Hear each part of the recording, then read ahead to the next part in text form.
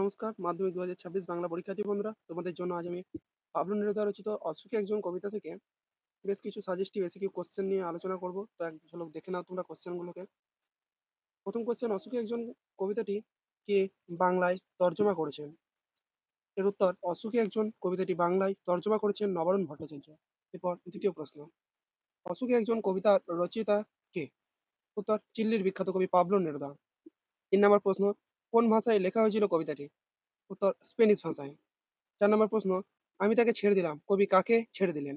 অসুখী একজন কবিতায় কবি যেদিন নিজের বাসভূমি ছেড়ে চলে যান, সেদিন তার প্রিয়তমাকে ছেড়ে দিলেন। এরপর ৫ দাগের প্রশ্ন, কবিতাটির মূল স্প্যানিশ নাম কি ছিল? লা দেসদিচাদা বা লা ডেসডিচাদা। এটা যেহেতু ইংরেজি উচ্চারণ দুটোই হতে পারে।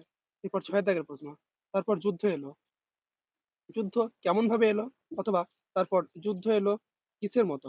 উত্তর, নেরুদার অসুখী একজন কবিতা অনুসারে রক্তের এক আগ্নেয় পাহাড়ের মতো যুদ্ধ এসেছিল, অর্থাৎ এখানে যাবতীয় ধ্বংস ও বিনাশের প্রতীক হয়ে ওঠে রক্তক্ষয়ী যুদ্ধ। এরপর ৭ দাগের প্রশ্ন, কবিতার অসুখী একজন কে? উত্তর, কবির অপেক্ষায় থাকা নারী, যিনি স্বদেশ ও মানবতার প্রতীক। এরপর ৮ দাগের প্রশ্ন, কবিতার মূল বার্তা কি? যুদ্ধ ও ধ্বংসের মধ্যেও মানবতা, স্বদেশপ্রেম এবং জীবনের শাশ্বত আশাই চূড়ান্ত সত্য। এরপর ৯ দাগের প্রশ্ন, যেখানে ছিল শহর, সেখানে সেখানকার কি অবস্থা হলো? অথবা এই প্রশ্নটা আরেক রকম হতে পারে, যেখানে ছিল শহর, সেখানে আজ কি দৃশ্য?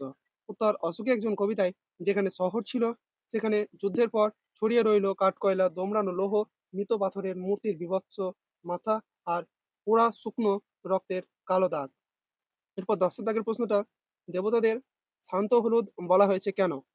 উত্তর, মানুষের যন্ত্রণায় তাদের নির্লিপ্ততা ও মৃতবৎ নিষ্পানতা বোঝাতে।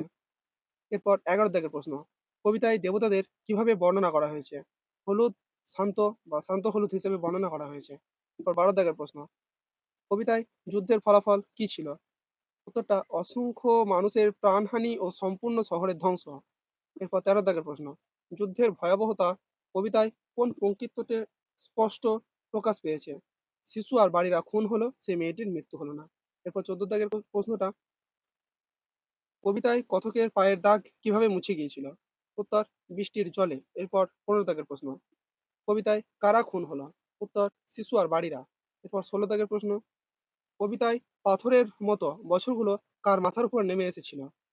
উত্তর, দরজায় অপেক্ষারত সেই মেয়েটির মাথার উপর।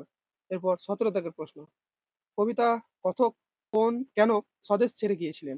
উত্তর, চিলির গৃহযুদ্ধে অনিবার্য পরিস্থিতির কারণে। এরপর ১৮ দাগের প্রশ্ন, হলুদ দেবতারা কত বছর ধ্যানে ডুবেছিল?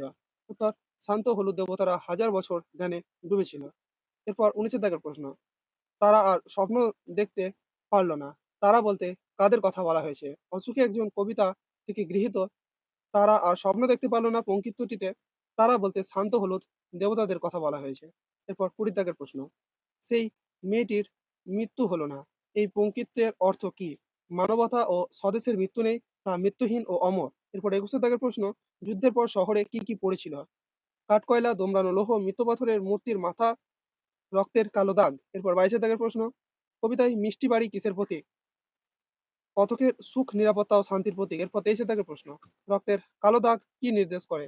যুদ্ধের দীর্ঘস্থায়ী কলঙ্ক ও মানবিক ধ্বংসের চিহ্নকে। এরপর ২৪ দাগের প্রশ্ন, কবি কোথায় ঝুলন্ত বিছানায় ঘুমাতেন? বারান্দায়। এরপর ২৫ দাগের প্রশ্ন, কবিতায় গোলাপি গাছ কিসের প্রতীক?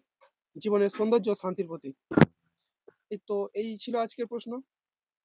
এরপর পরবর্তীকালে দেখা হবে অন্য কোনো ভিডিও নিয়ে।